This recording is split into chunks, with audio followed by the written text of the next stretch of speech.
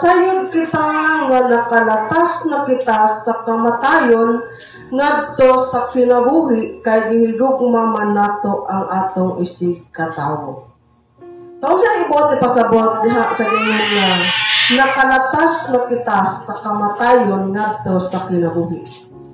Unsay meaning?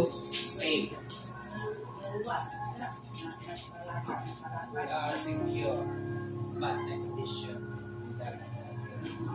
Okay? So, nakalaptas na kita sa kamatayon kay sa dihan wala pa nato na angkon ang kaluwasan na atas sa gahom o ulipon ta sa sama. Sa sala nga mahinungdan nga kita patay at ubangan sa Diyos. So sa dihan kita naluwas, unsa ka pamatuod nga kita luwas na? Base gyapon sa atong gibasa. Unsay usa ka pamatuod nga luwas na ta? Base sa atong gibasa. Kay gihigugma nato ang atong isig kaingon. So going to church proves our salvation because we love our brethren. No? Kay nahigugma kita sa atong mga isig ka magtotoo. Oh, naghapon siya na rin. Oh. Apan ang wala mahigugma, ana apa sa kamatayon. Ang magdumot sa iyang isig katawon sa gingon ha, mamumuno sa English nga term is murderer. Na magdumot. Ug yun ha, ang murderer, ang mamumuno, unsa man?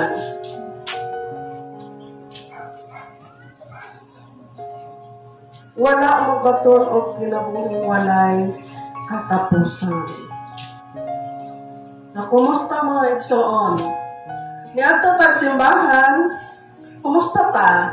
So, siyempre, going to church proves our salvation. Going to church proves our salvation, and usa sa rason, o usa ka tamayhan ng tao luwas na, kung doon na siya'y gugma sa iyang isig kaingon. O ang wala mahigugma, motong mga magdumot. Napatay mga ginumtan? Kumusta? Napatay mga pagdumot? Dili, ang pagdumot namugod na siya. Ang mutod nga rin naman sa i-release, naghapon na.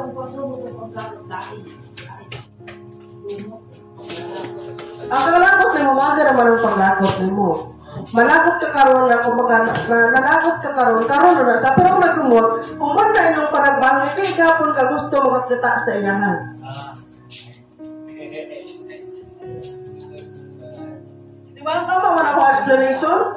Pero kung makita niyo mo siya, gusto gyapon mo siya, saon ba diha? Pero ang sarang may pala ng bayan sa pagkakas. Ako dumot sa iya. Pero once mo makita istorya. Plastic ka. Plastic. Wala lang kinabuhi Kristuhan. Wala ulit laro. Wala bitaw. Magdumot. Hindi usahay mo. Napit ka dumot. Pero once mo makita. Hindi ito pagdumot. Kalagot ka ito. Istorya. Mawala. Kailangan ba ka ngayon? Ito dumot. Pagdumot. Kalagot ka ito. Dili ito siya dumot kalakot. Ano mo na siya? Sa ito ang mga experience, kanunay na nato na siyang gihisgutan nga wa ko kadumot, pero wa ko kalimot. Kung ato na siyang himayon yun, kung dili na ta gusto ba nga mubalik pa tong mga panghitabo. Dili na ta gusto atong unsa pa tong gibuhat sa ato, gipasakitan ba ta, giilad ba ta, gi-traidor ba ta, kumbaga nanatay gap. We are protecting our peers o ang ato ang karang kumbaga nanatay trauma ba? Nanatay trauma nga din ako musalig otro ang tawhana. Kay hindi ko gusto nga mabalik tong ni Agi. Basta ma-misinterpret na to na. Doon ako nabasa. Kaya di ba ang paggumot, di pa ka nakapasaylo. Kung nagumot ka, huwag ka kapasaylo. Pero, naiingon nga, we can forgive without talking to that person again. Pwede ka nga mapasaylo sa hilom. Kaya naman ko mga tao, nga abusado po kaayo, no? Porque okay na po mo, abusaro na po itong mong kaayo, ingon anak. So, dapat kabalutan, ma-identify na to ang pagdumot o kalagot. No? So, reasons for going to church, it proves our salvation because we love our brethren. Mga kaigsuunan na to rin ha sa pagtuo. So, remember, ang taong luwas na, wala siya'y pagdumot. Sinanay nang ingon ha, o naman po siya rin mga igsuon. O, basi kita ang hinungdan, nga nung naatay mga kauban, nga wala na kalahutay, kay na-distract, no? Mamumuno, murderer. I hope nga dili ta ingon anak. Dili man ta murderer nga physically, murderer ta spiritually. Ingon anak mga igsoon. Okay? Okay na ta diha? Number 11, because Jesus did it. Jesus goes to church weekly. Kaya gibuhat ni Jesus. Kunsa man dayta? Wala to, una na to mga sayra. Kunsa man dayta? Ha?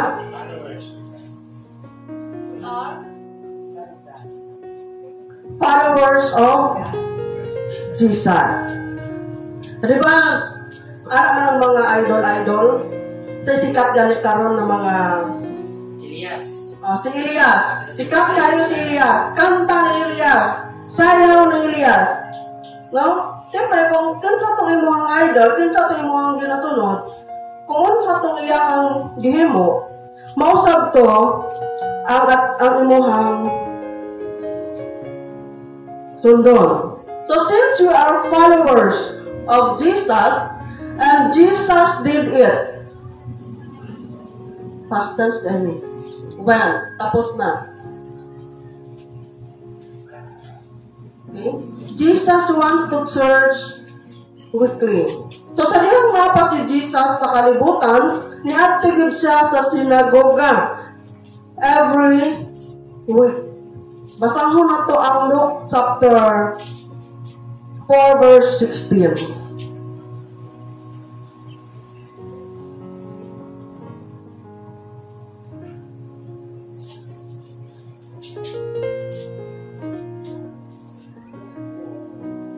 Luke chapter 4 verse 16.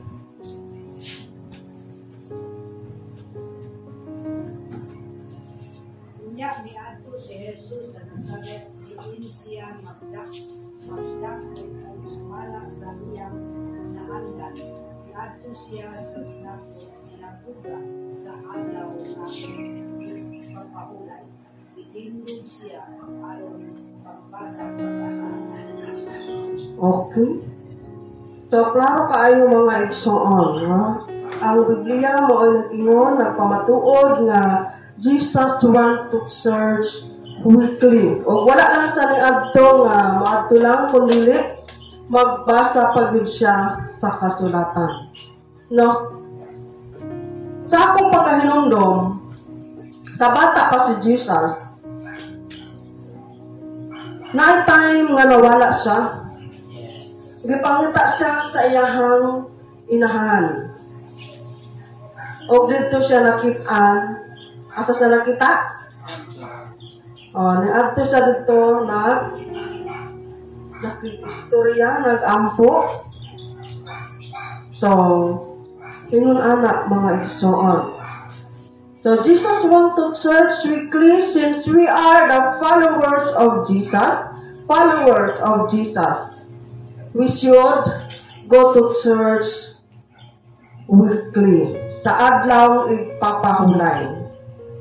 Okay, 12. Basahon nato ang Luke chapter 16, verse 10 to 21. 11, 1, 2, 3, 4, 5, 6, 7, 8.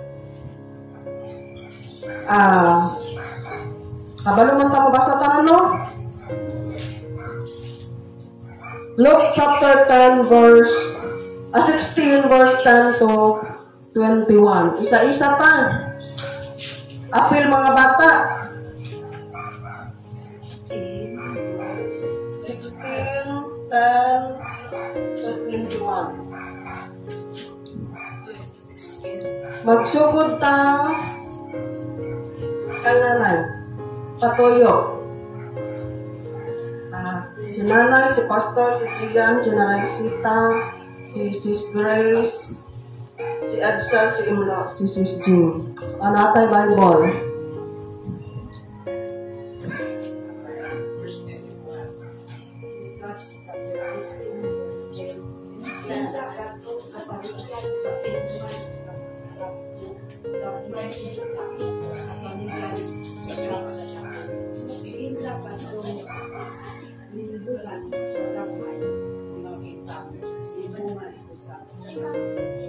Therefore, if you have not weighed faithful and unrighteous mammon, you will commit to your trust the true riches. Kung dili ka mo masaligan sa mga utang sa uban, insay mo ang paningin sa mga utang. 13. Walay tao nga mahimong kulipot sa mga kaganon kay iyang dumutan ang usa o ang usa iyang igumahon. Umungan iya usa o ang usa iyang kamayon, dili ka mo mahimong magpaulitot sa Dios sa labi. 14. Asa sa 14? Sa pagkatubog sa mga talas. Chapter 16, verse 14. Tama ma. Sige.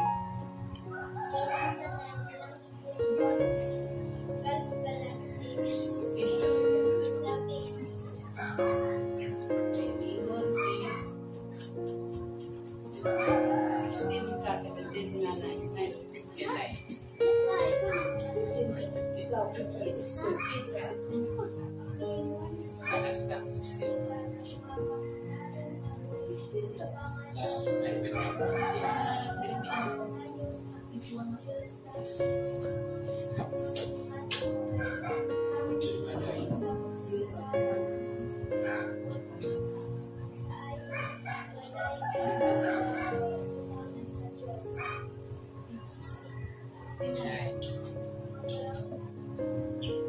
Ang balaod ni Moises o ang mga sinulat sa mga propeta angtod lamang sa panahon ni Juan na magbubunyag sugtad ato sangyaw ang maayong balita maitungod sa harian sa Diyos sa nakikisog ang tagsa sa tao sa pagsulong ni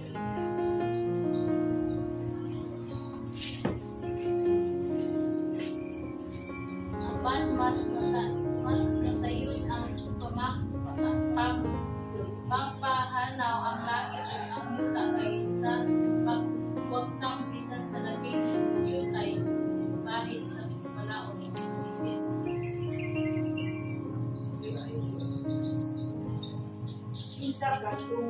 Kinsa katong nugulag sa iyang asawa o mag-asawa lain at panalahi malapaw o ang asawa sa babae na nagulagan sa There was a certain rich man who was clothed in a purple and fine linen and fared solidly a sumptuously every day. 20. ako. May usa-usab ka kabos nga ginganlag Lazaro, ang iyang lawas na lukop sa mga nuka. Naglubog siya doon sa pultahan sa balay, sa dato, namasin nga makakaon sa mga mumuho nga nangatagak gikan sa lamisa sa dato. Nanoon usab ang mga ero o mitilap sa iyang mga luka. Okay, praise God. So from verse 10 down to 21, unsa ang gisgotan diha?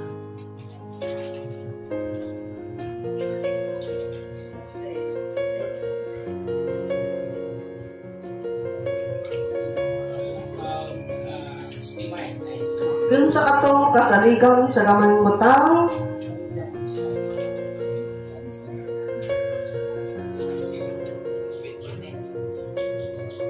Walay tao nga mahimong ulipon sa duha ka agalon.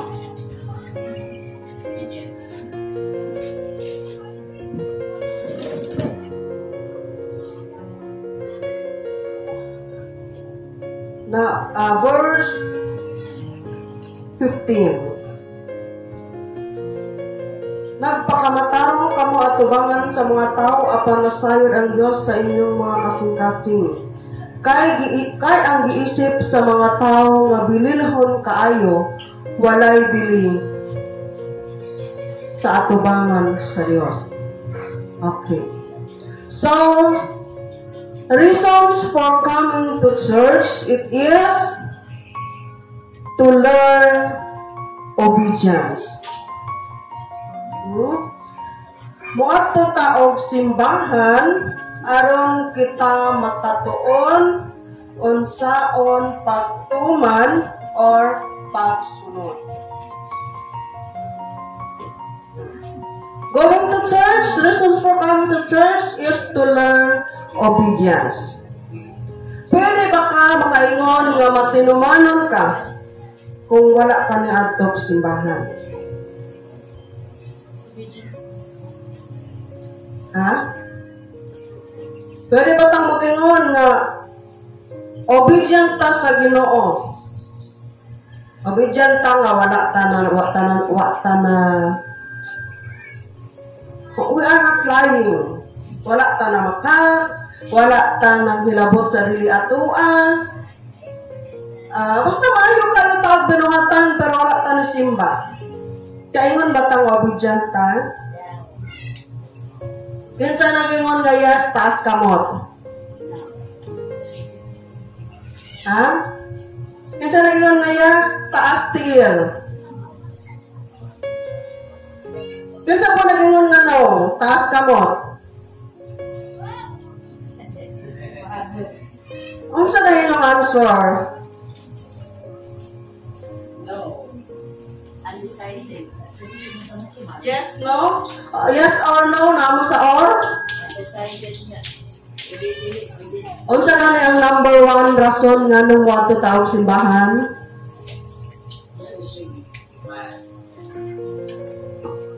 Unsa number 1 rason nga anong wato tawag simbahan? Matubag na to na yung number 12 kung kabalo ta sa number 1.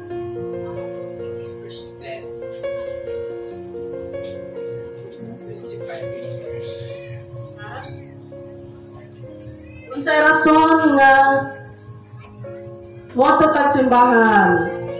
Because, gamitan na nato nag-because. Okay. Going to church is God's command. So, if we are obedient, mayroon ta obedient ta, maayo ta binuhatan, pero wata ni ato simbahan, obedient pa bagihapon. Obedient pa bagihapon? No! In the first place, wala ta nituman sa sugo sa Ginoo nga moadto tawag simbahan. Oh, di ba?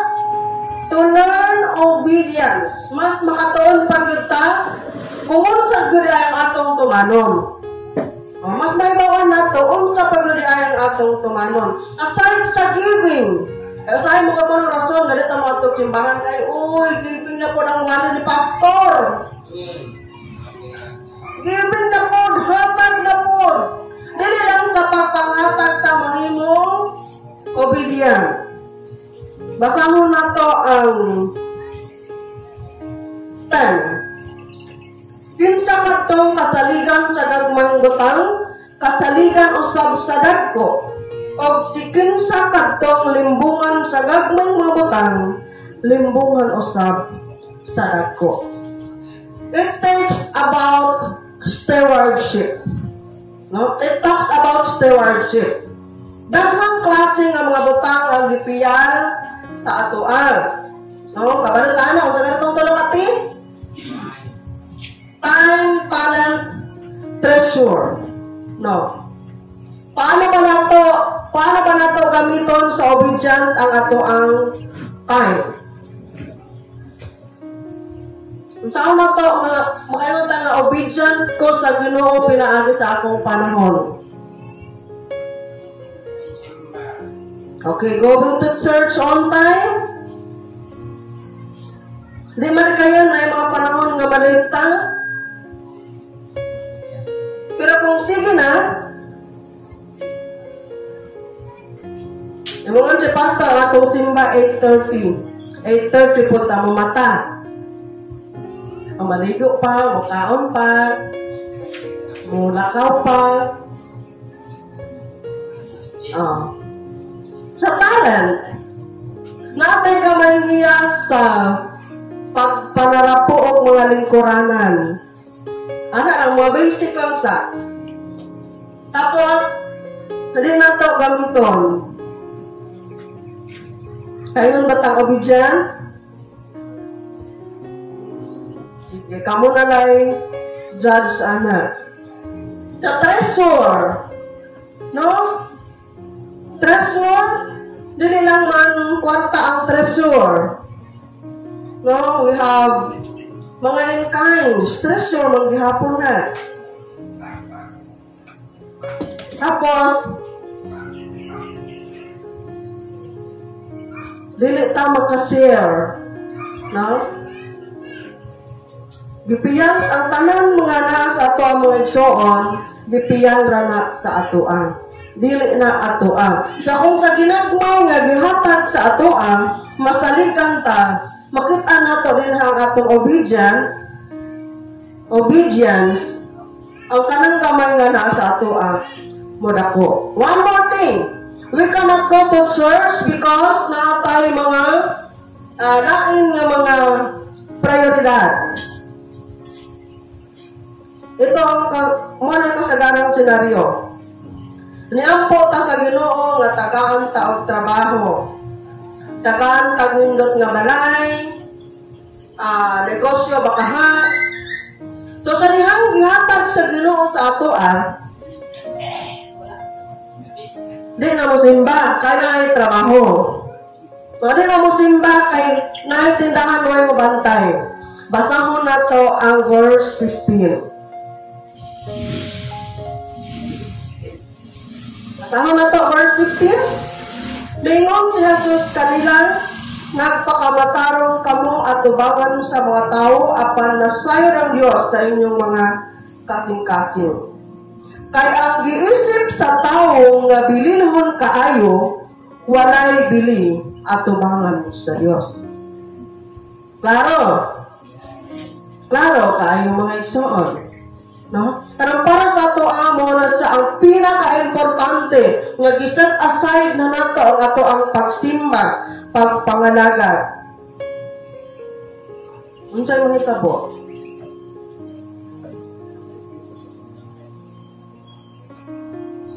Ang ato ang gihatagan o prioridad, walay bili at tubangan sa Dios. So mo na sa ato mga hisgutan, atong angay timan-an mga igsoon. So, daghan pa kayo tang angay tumanon din ha. Sa ato ang nabasa. Klaro man kayo na, kay Binisaya man. So, kana lang important points ang ako ang gi-share sa inyo ha.